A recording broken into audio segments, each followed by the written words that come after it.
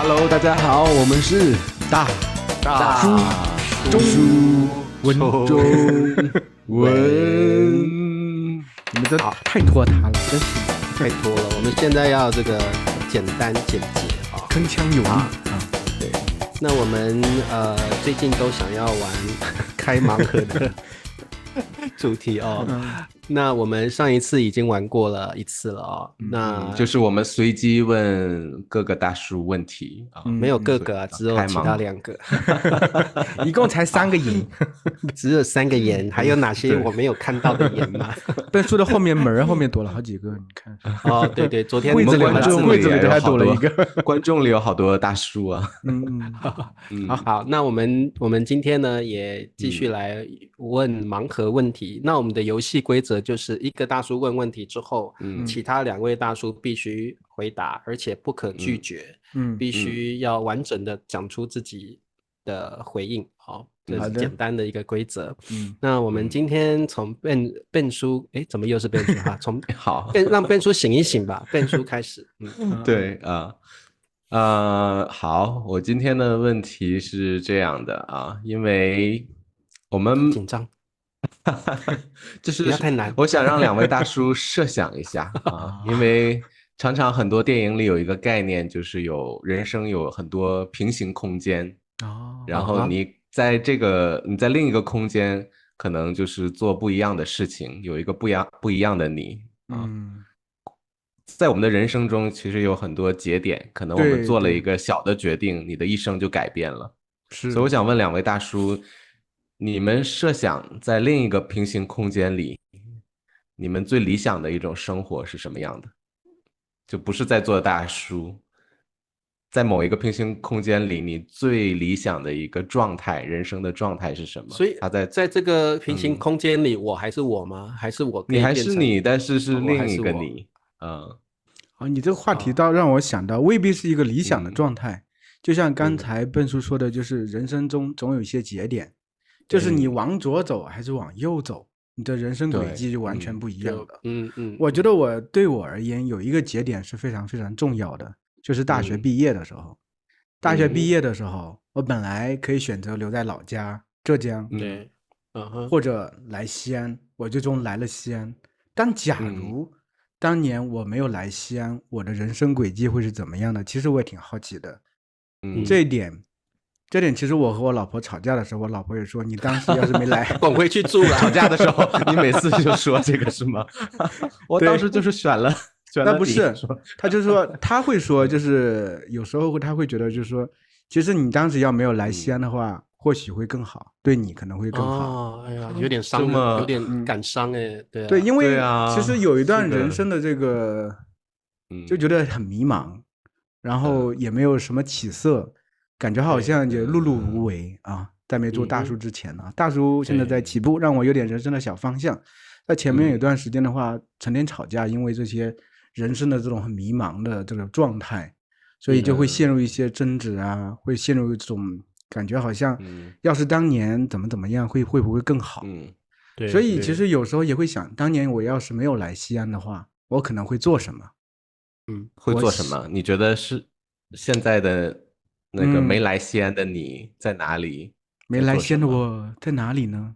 让我想一下，我当时可能觉得，要是没有来西安的话，我有2个可能性。我其实说实话不喜欢当公务员，但是我们老家很多人都当公务员，像我最好的朋友就是在老家当公务员，但是我可能不会当公务员，我可能会说不来。当时我爸妈也是在开家具厂的，虽然家具店，但是他们的家具店开的也不咋地啊，可能每况愈下啊。说不来，我慢慢的接手他们的家具店，我就当一个卖家具的小哥啊，慢慢的变老，然后找一个差不多的人结婚啊，生个差不多的孩子。那不来西安挺好的吗？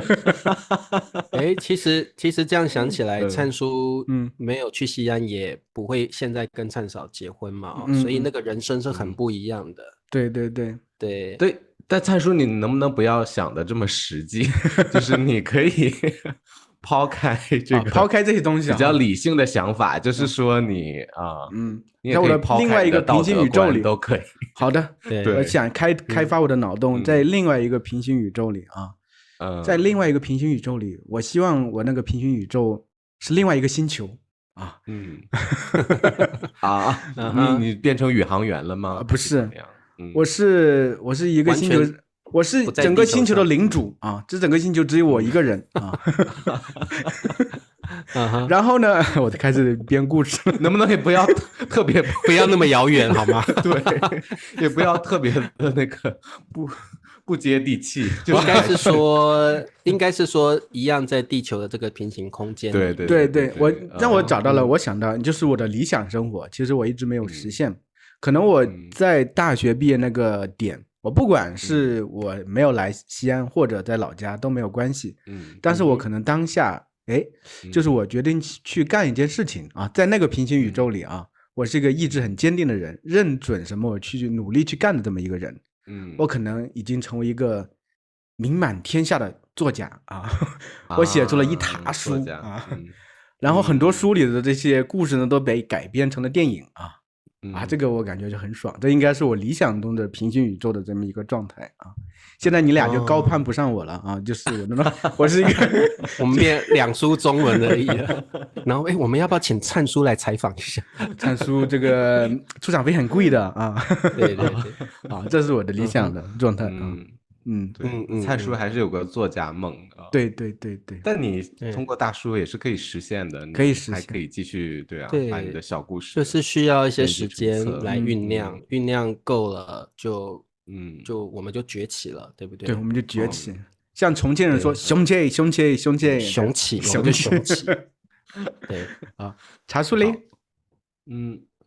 我觉得大部分可能像我们这种世代的人那个改变的节点都是大学毕业的时候对，因为大学毕业你就要面临人生的抉择嘛对你像我大学毕业我决定延毕1年也就是大学4年读完我就故意当掉一个必修的科目然后我就自己多读1年然后那1年我就在大学我就学一个体育课练太极拳对然后那1年就在外面打工然后就等当兵对，然后1年后就去当兵了，所以我的原本生活是这样子。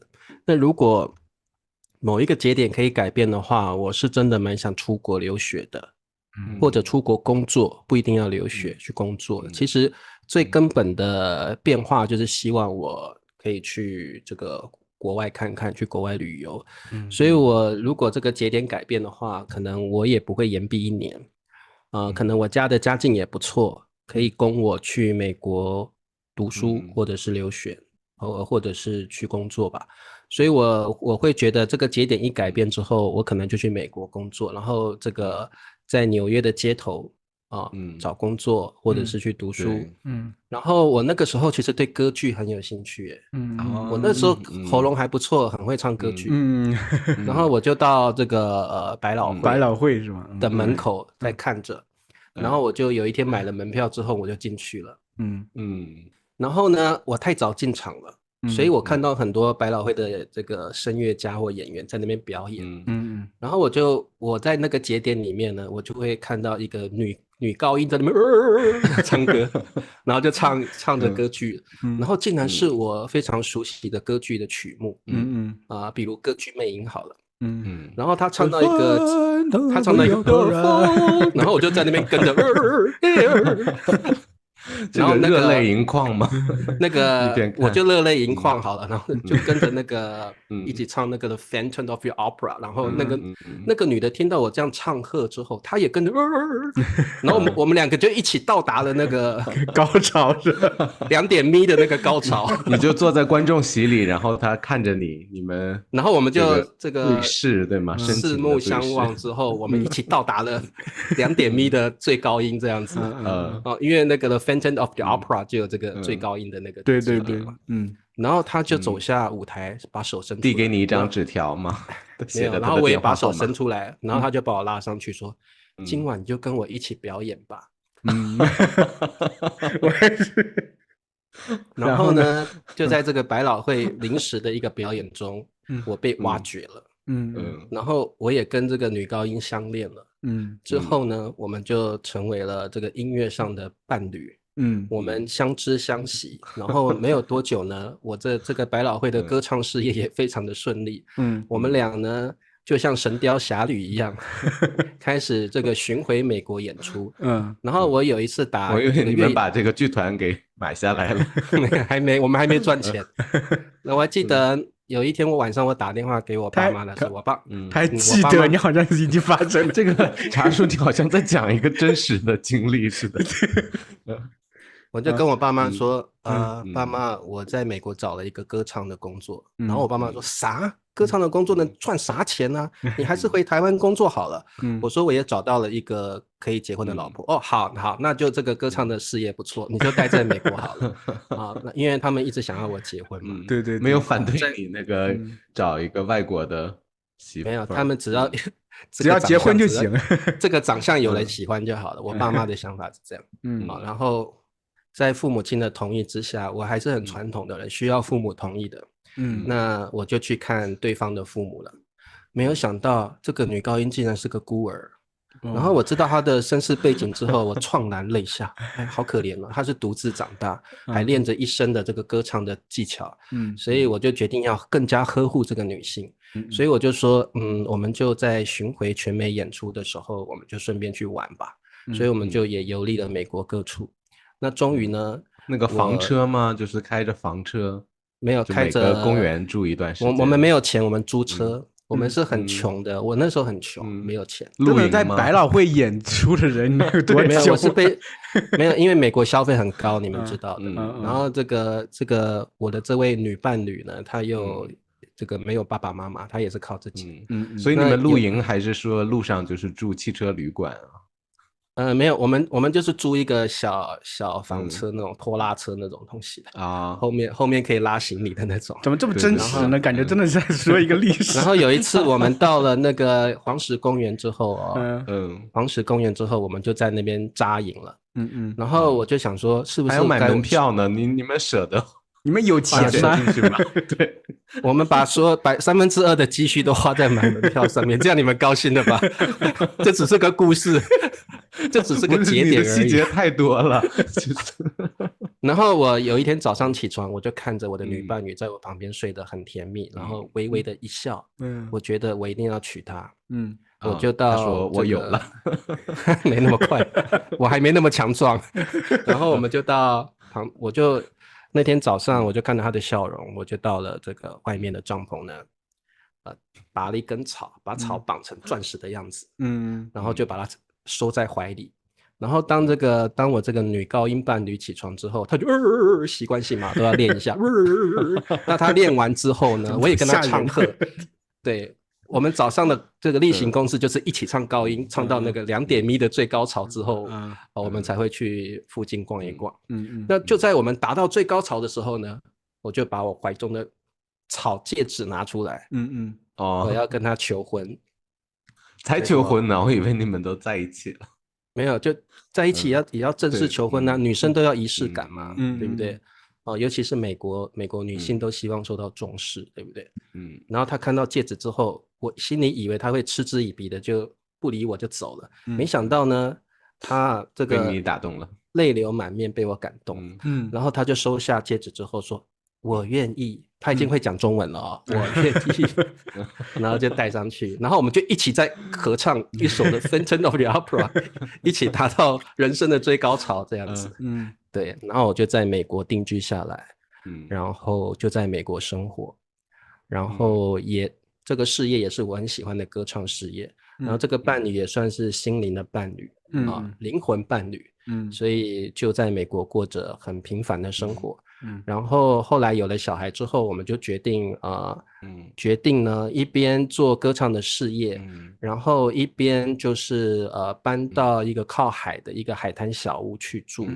我们梦想是这样子。可是随着时间的流逝，你们就觉得那个彼此的那个爱情就慢慢变成了亲情，而且你发现就是他毕竟不会说你的语言，然后他不是学会了吗？中国他已经学会中文了，学会了，学会了是学会了，但是你在看一些武侠电视剧或者是玩一些那个游戏的时候，你发现他还是不懂，就有一些深层的中国文化他还是不了解，然后你会发现有好多共同语言是缺失的。不是说你在说自己吗？我心里总有一部分，你不要讲一讲你自己就哭了。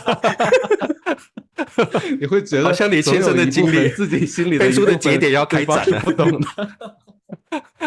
我懂你的意思了，对，就是你觉得你很想跟他分享那个你很有激情的那个部分，可是因为语言的关系，他就是不理解。可是我也会英文啊，所以我觉得语言基本上，我觉得只要相爱的两个人心灵相通，语言的问题不是很大。然后再随着彼此的相处，因为都有了小孩之后，你一定会希望小孩了解父母亲彼此的文化跟语言。所以在这样的状况底下，我会很努力学英文，他也会很努力的学中文。我们都希望教给孩子我们两个这个是理想的状态，他不一定会很努力的学中文。那也没关系，我觉得真的你们的事业很忙，真的没有时间学中文。那其实我们除了语言，也是从一个兴趣爱好彼此相爱嘛。我觉得这个问题不大，因为其实很多默契是在生活中养成的，语言并不是全部。那只要你跟他的爱好相同，你跟他有一样的环境想法，然后我们都是从很苦的环境长大的，知道珍惜现在的美好。我觉得这个东西是不会说很容易就消淡的东西，因为同甘共苦一起度过的人，其实会特别珍惜彼此。就是有了你，才有现在的我。然后可是突然有一天在台上又有一个观众，然后唱出了那么高的音，跟他一起唱到高音，是不是？他就觉得这个高不想让你这个生活变得很弥漫，不是他想看到的结局。我懂你的意思啦，就是我有一天看到我的太太跟另外一个男人对，一起合唱又到达了3点米，比我更高。对，然后我就开始觉得很惊恐，对不对？如果真的婚姻到了这个，也不是不可能的事情。对，那我会坦诚的问他，你倦了吗？你想要？但是我很好奇，你不是给人设定是一个理想生活吗？为什么给他一层层的这个磨呢？干什么？是的，对，没有。如果这个情况真的发生的话，我会放手了。我的意思就是说，你现在怎么想？对，因为我觉得这个爱是彼此的。那如果有一方不爱了，只是因为责任跟义务而已的束缚，那我会愿意放手。我会听一听他的想法。如果这个过程是可以弥补的，可以复合的，那我们彼此尽力。如果他觉得这种爱已经逝去了，不可能再挽回了，他已经喜欢那个3点米的男人了，那我觉得我会放手。我会就是很完整的沟通之后，他真的觉得倦了累了，我觉得是人之常情。那我觉得就无所谓，我们就离婚无所谓，我可以接受。因为如果是强制的爱、强迫的爱，我觉得没有意思。那如果我们有小孩了，我也会问他说，小孩你要还是我要，就看他的意思。我觉得我都可以接受。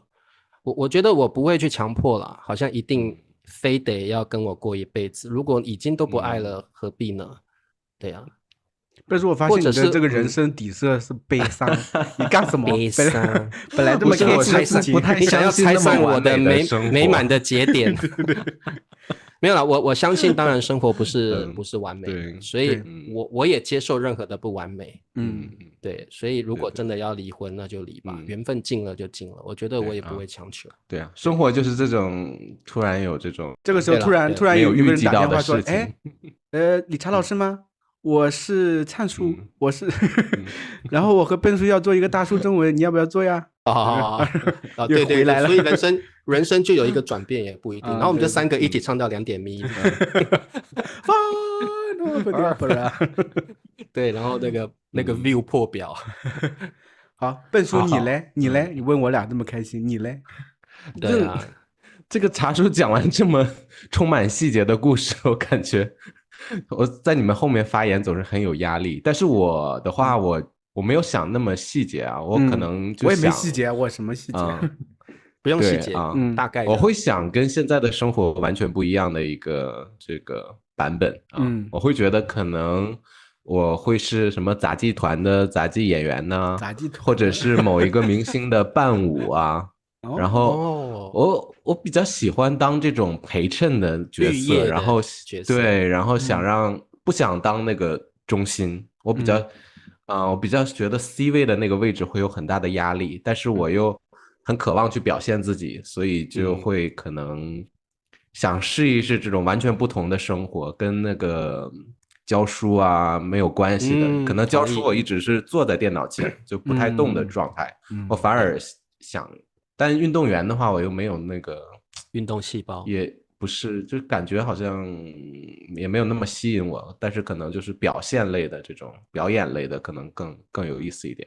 这个或者是那个话剧里边的那个非主角的角色配角配角啊。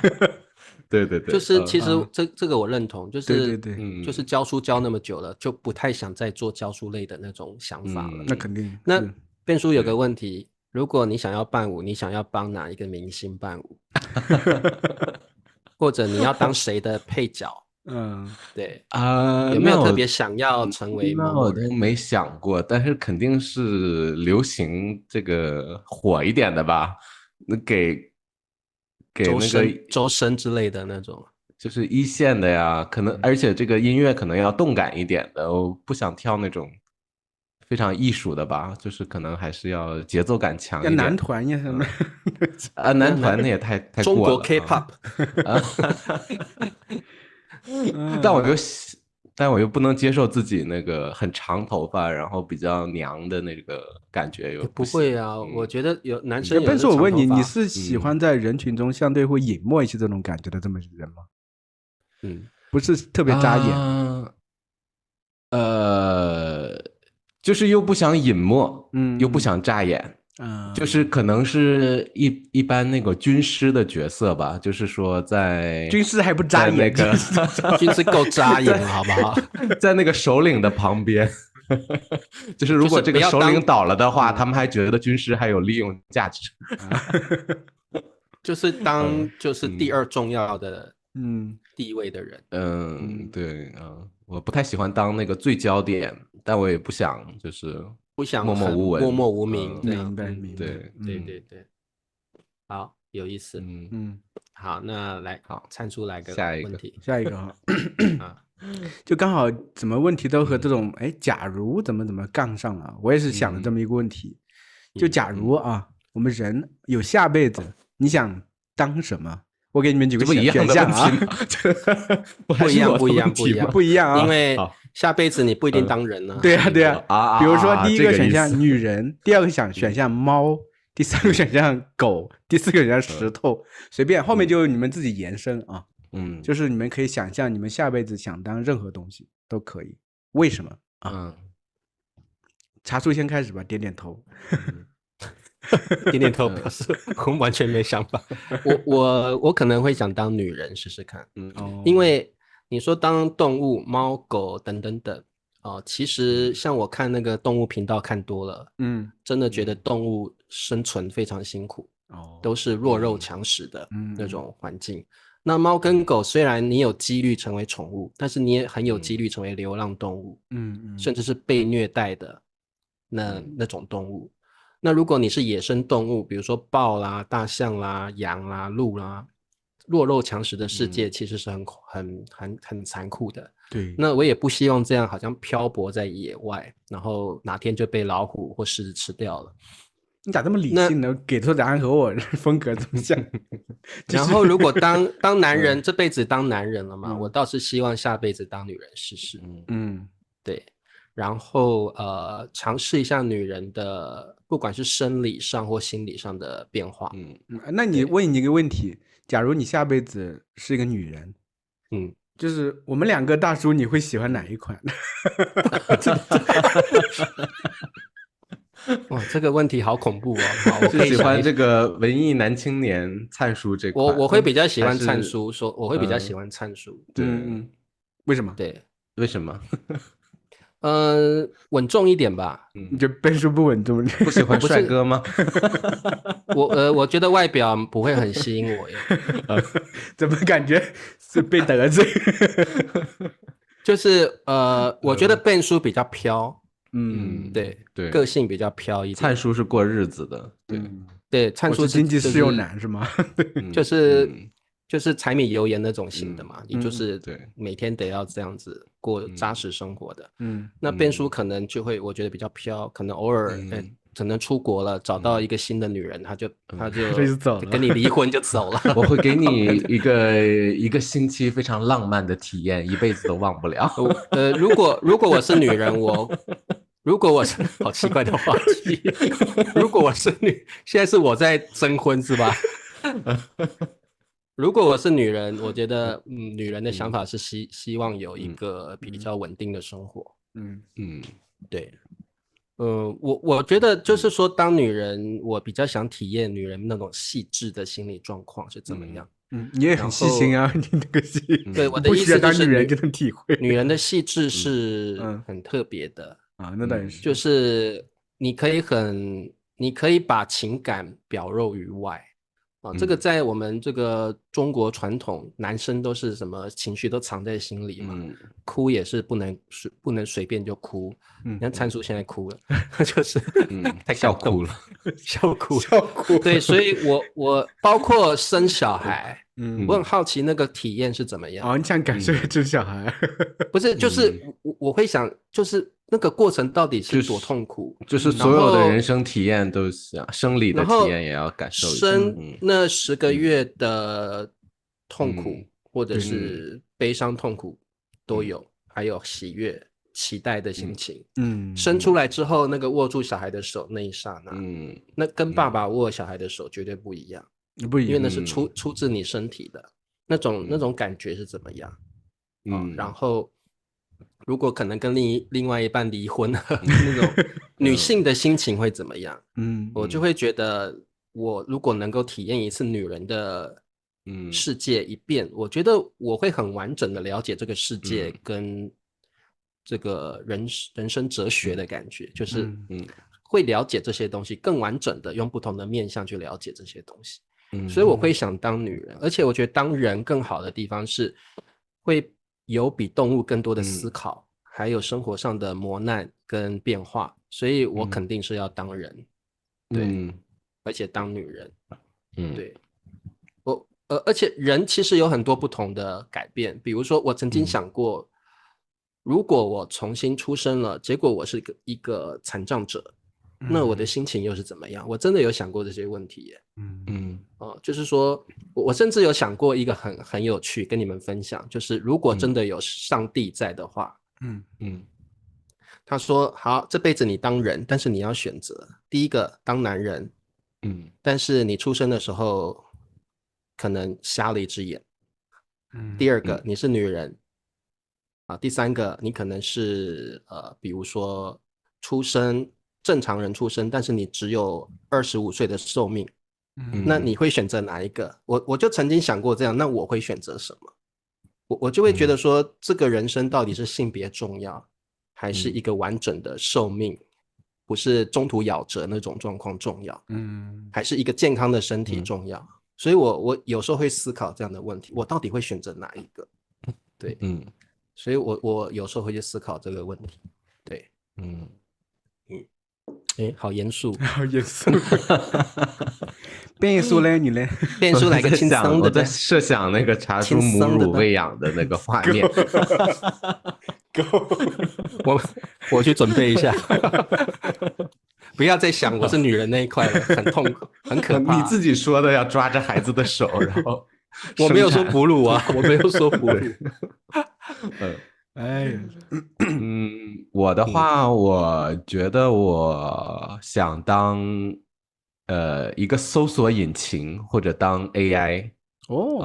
有意思。因为为什么呢？因为感觉当 AI 的话，可以就是感觉一直在吃瓜的感觉。因为什么？这什么？还有觉得那个吃撑了吗？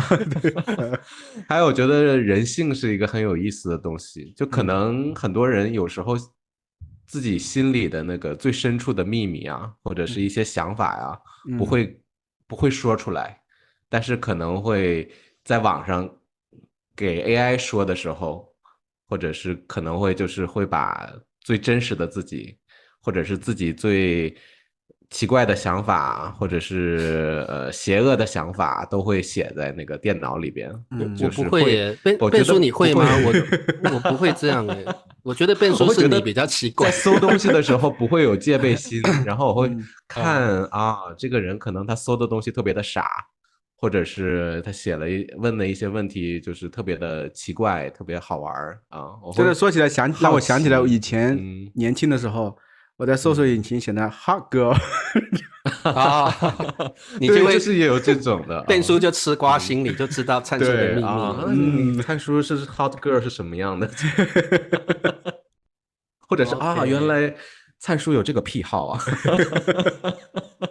对，就是变叔会知道一些，我觉得每个人都有心里的一些小秘密。对对对，甚至你最亲近的人都不晓得。对，搜索引擎真的可能能知道你的一些秘密。对，我觉得真的会有，比如说，我认为啦，每个人都有心里深处的一个小的秘密，不为人所知。就算你最亲近的伴侣或父母、兄弟都不晓得，然后你也不愿意告诉任何人，那你会在搜索引擎上打出来，问问他，或者是让他提供一些信息，这样。对，可能这个人给我的形象一直是很正面的，但是他搜的一些东西确实很都是情色的那种，不一定是情色的，或者是那种的，也可能是这个很幼稚的东西啊，或者是或者是一个很负面的人，他搜的东西就是改变了我对他的一些童真的感觉，对，就或者可能看起来道貌岸然，其实有变装癖那种。对，就是我会觉得是有意思的事情，会觉得那确实能吃到很多瓜，反差的感觉是变叔想当这个 ChatGPT， 或者是那个搜索引擎的 Google 搜索引擎，对，或者变成我如果变成 AI， 说明我那个还是有自己的那个想法的，个人的那个情绪在里边的，所以我也想看看，如果我是 AI 的话，我有没有能力去改变一些什么，或者操纵人类啊，或者认识另外一个 AI， 然后结婚生下一堆 AI， 去驾驭人类，好可怕，生下一堆 AI， 然后全世界就被变叔 AI 家庭给控制了，这样。对，我觉得听了变叔这一说，我也有个想法，我本来没有想法，我想变成一扇门。是吗？生气的时候踢两脚，不是我自己是一扇门，为什么要踢自己？对啊，不是，我是这样，门那个撒气嘛，一脚踹开门呢，这样那不是，其实是这样，因为我们都看过哆啦 A 梦嘛，有个随意门我们小的时候都特别喜欢随意门。我最近陪瑶瑶读了一本书，里头也有设定一个随意门类型的东西。我觉得随意门就特别好。假如随意门它可以成为，比如说像圣诞老人一样给孩子一个礼物，就是说今年因为表现特别好，送给你一扇门的1天的使用时间我就是那扇门，然后你想去任何地方都能去，不管是去一个具体的随意门，对，随意门，具体的实在的地方，或者是一个幻想的，比如说你想去天上的云上王国，我打开门也能去，或者想去太空，进去之后也能呼吸，就是能去小孩子能想象任何一个地方。我想成为一扇带给孩子们打开梦想的这么一扇门，我觉得会很有意思也很有意思。我果然是个作家可以，而且这个可以写成一个故事哦，可以写成一篇故事。对，然后你就可以，然后你这个门能量越多，就是你吸收的是小孩的欢乐，对，你的能量越多，就可以去更多这个虚拟创造出来。所以你也可以拿它一打开门就到了什么银行的那个金库，对吧？为什么这么齁甜？我们突然之间，或者是打开到了那个女主角的浴室，这不是那个哆啦 A 梦里头那个哆啦 A 梦的剧情。我们又把它带歪了对对对。下面茶树的问题，我来问一个问题。我的问题比较肤浅一点，就是我们都看过我们都看过超级英雄电影嘛，对不对？对。那如果今天可以让你选择2个超能力，可以选择2个超能力，你会选择哪2个超能力啊？有选择吗？那就是我们看过那么多超级英雄，那你们已经知道我的一个超能力就是读心术了，那肯定。我不知道，那我们不晓得，我们不知道，就跟刚才我不晓得，我什么都不晓得，我们什么都不知道。两个超能力，然后你想要用这个超能力做什么事情？好，那我们先请Ben叔分享一下。就是那个读心术嘛，因为有时候跟中国人说话蛮累的，就是你真的不知道这个人他的真实想法是什么。我不想绕弯子，如果我马上知道这个人他在想什么，我可以很高效的做一些事情我不太喜欢猜来猜去的可是你不会觉得你有时候读到人的心里是他的想法很残酷，对，很直接，那我就避开那就找到你是要高阶的时候觉得高阶的读心术，可以选择好坏的那种。对啊，那我马上读到这个人的想法，我觉得这个人他不喜欢跟我相处，那我就离开远点，那我就找到愿意跟我打交道的人呗。那有没有可能一开始的时候，因为我们都知道有些小说的设定，2个人一开始是很讨厌对方的，那你就岂不就错过一开始这个人讨厌我，其实他可能只是对你有偏见而已，傲慢与偏见。可能随着了解的深入就读出来了，他对我有偏见呢？能读出偏见吗？这个Ben叔要的是高段的读心术。那另外一个能力呢？没看过什么超级英雄电影。或者你说钢铁侠那种能力也可以。钢铁侠是什么能力？这聪明，我也不是很喜欢，没有想飞的感觉，也没有什么想破坏东西的感觉，就是镭射眼。可能就变出来我想要的东西吧。有这种能力吗？有啊，哆啦 A 梦就是那个移动东西吧，就移动物体的那个能力移动物体那个移动能力了我感觉太懒了吧，就想要用心灵移动，比如说咖啡就来了这样。那种能力。但这个能力也没什么大用，对吧？有用啊，不会很有用，搬家会很容易吗？搬家会很容易。这个家具，这个桌子摆在那儿是吗？这个能力很有用啊，对。干嘛呀？你们用这个能力做什么？我就把自己移动到美国啊，用飞的啊，你看那个绯红女巫不都是这样吗？对啊，那别的国家的什么防御系统觉得那是什么东西，把它打下来。可是我可以抵挡啊，我用那个移动物体的能力把飞弹移走啊。对啊。你突然问我想不到了，我可能就这么简单一点的吧。移动一下。可见Ben叔很少看超级英雄电影。对。其实茶叔应该是最喜欢看超级英雄电影的，我也看的不多。不过我之前喜欢看的，我觉得有2个超级英雄吧，我觉得挺羡慕他们的能力。一就是蜘蛛侠，其实我很喜欢那种在这个，我不只是喜欢他那个发射的一些丝的感觉，我喜欢弹来弹去的感觉。对，我喜欢他在高楼大厦之间弹来弹去的感觉。你那个心脏受不了的，有失重的感觉。为什么把这么美好的东西都要把它？他是蜘蛛侠，他的心脏跟我们不一样。对啊，我已经超级骨骼、超级神经了，我怕人。超级心脏啊，对，因为有时候以前我记得在上班的时候，才开始上班的时候，我就在我们高楼那上面去，我就看对面那个高楼，能看到它的屋顶，然后呢，它还有个连状的这个高楼，中间是有一些空隙的，我就想象我要是能在上面啵的一下从这个地方跳到那个地方。我感觉我很有意思，想象那个画面就就像那个蜘蛛侠一样，一直跳着。可是那个有惯性的话，你啪可能就摔扁了，撞到那个玻璃上。蜘蛛侠，OK， 他是侠。好的。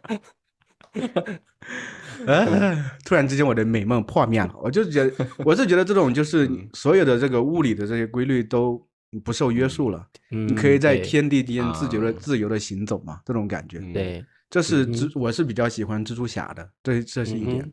另外一点，我感觉很小的时候，我们接触最早的这个超级英雄应该都是超人。对，超人其实他有很多很强壮的这种感觉，这些能力我都不是特别羡慕，我就羡慕他能飞，想去哪就去哪，就飞来飞去。因为我觉得我们好像很多时候真的就很容易被限定在一个空间里头。因为你会发现你要去另外一个地方其实特别麻烦，交通工具啊等等，开车走路坐公交车等等。要是假如你能飞的话，它能给你很多自由，其实会让你更愿意出门，因为它的时速是很快的嘛，超人的时速是很快的。比如从西安到我老家可能飞个10来分钟就到了，那我可能是很愿意回去的。甚至也比如飞到西班牙1个小时就到了，那我也愿意去。就是可能让我更自由，能这种超能力让我更自由，能更自由，不受这个现代社会这个整个现实生活的这个约束束缚住的东西，我会比较喜欢啊。我还喜欢看那个叫什么神奇博士，那个不是这样圈奇异博士奇异博士那个不是这样手滑一下，这个整个空间就打开了，就可以去一个地方了啊。这和随意门差不多，我也很喜欢这个啊。对，奇异博士蛮不错的。对，茶树嘞，因为茶树应该是最有感觉的。我喜欢当闪电侠啊，闪电侠是跑得很快的那个。对。闪电侠其实速度特别快嘛，而且呢，基本上它快到可以跟光速差不多，所以它可以回到过去，只要它跑得比时间快一点，他就可以回到过去，改变过去的事情。对，所以我比较想当闪电侠，是说，比如说我可能想去超市吃一根那个冰棒，我就不用付钱了，就咻，就一个冰棒在手上，能不能有点出息？为了冰棒要成为闪电侠。然后而且我觉得如果当闪电侠的话，基本上我要跑到任何一个国家都只是几秒钟的事情而已。那倒是，你们俩一个天上飞，一个地上跑，看谁快。那肯定闪电侠更快了啊！对，我觉得我不只是跑，因为我如果是随意门，我可能是直接到，但是我是一边跑一边可以欣赏这个沿途的风景。就都光速了，你怎么欣赏？我就好奇。可是我的眼睛也是跟着可以看到光速的东西。跑那么快，不是有那个飞虫什么的会砸到脸，吃到虫，你开车的时候一直。我是闪电侠，蚊虫的身体，我可以闪过去。我是用这种光速闪过去的。这么快的速度，那个飞虫早就焦了，烧焦了。对。然后可能有机会，我也会想超越光速回到过去。我不会想改变过去，但是我会想看看过去是什么样子。比如说我跑回过去看看灿叔出生的时候是什么样子，然后看满意了我再跑回来，这样。为什么你要满意？就看过了，满意了，再跑回来。你不塞一个红包？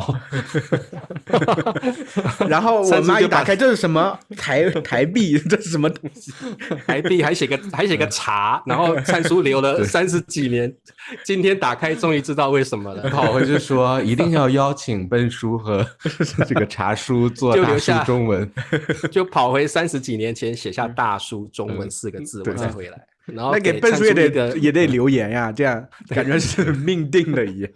给灿叔一个灵光一现，说30几年之后，我要做这个大叔中文。对。然后我另外一个很有意思，我想当那个暴风女。为什么？暴风可以控制天气，暴风女可以控制天气那个。我知道那个。对，暴风女可以控制天气，我觉得很酷。为什么要控制天气啊？对，我不晓得，我觉得她很酷，她每次这样风一吹，她就这样飘起来，然后就可以闪电，怎么样因为我批谁吗？对，我小时候就是看那个中国神话故事嘛，雷震子嘛，他就是随便乱批，把一个妇女劈死了，结果观音大师就把它变成了那个雷母，所以他要劈之前要先照一下，说看谁是做坏事然后我就觉得说，当那个好酷我要是能够当那个暴风女的话，谁做坏事我就把他电死。那你得用我这个读心术啊！我说，那个是坏人，你劈他。不用，我先把他电死再说。对，我就觉得我可以当一个除暴安良的超级英雄，就是有点像蝙蝠侠，但是蝙蝠侠很窝囊啊，什么都不会。他没有超能力啊，他是靠装备啊，所以我是希望真的我变成是像那种暴风女这样控制天气。然后看到谁做坏事就给他电一下。然后如果比如说干旱了，这个国家干旱我觉得好可怜，我就到那个国家去让那边下雨或者这个地方下大雨了，我就用我的控制天气的能力让雨不要下。对，那你就是老天爷呀，你是对，可是这只有天气而已了。那比如说这个地方，你还可以做龙卷风吗？还是只会劈？可以啊，那个暴风女她任何天气都可以控制啊，也可以做龙卷风她的武器也是有电有风都有啊，对啊，所以都可以啊。然后就是我觉得控制天气是蛮酷的一种能力，对。所以我们今天呢，哇，聊了3个盲盒问题，3个问题可以聊1集，我们真是会聊。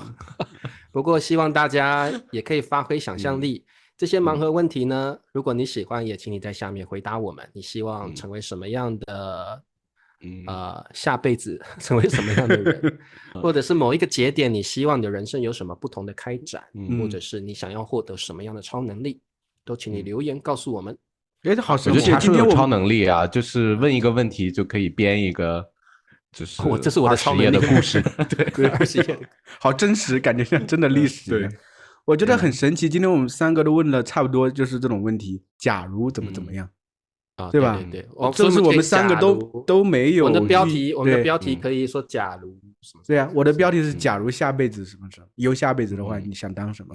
笨叔的话，假如平行世界的话，你的理想生活是怎么样？这个不是录节目了是吗？是你在跟我们俩说？没有，这在录节目，还在录节目呢。我以为已经在开始选标题。大叔中文是随时都可以聊的。对。好了，你继续。那我这段剪进去啊。这段剪进去了。那我们还是要跟观众说再见了。对，好了，那我们的节目就到这儿啦，谢谢大家的收看，我们下一期再见。再见，拜拜。